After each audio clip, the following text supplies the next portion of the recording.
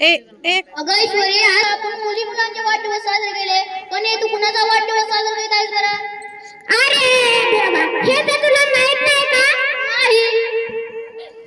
हे पहा मुलांनो, 26 नोव्हेंबर 1949 रोजी आपले संविधान स्वीकारले गेले व 1 जानेवारी 1950 रोजी आपले संविधान अंमलात आले.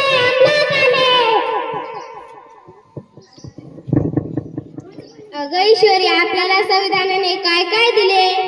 अगं तुला माहित नाही का? नाही. आपल्या संविधानाने आपल्याला समता दिली. आपल्याला संविधानाने स्वातंत्र्य दिले.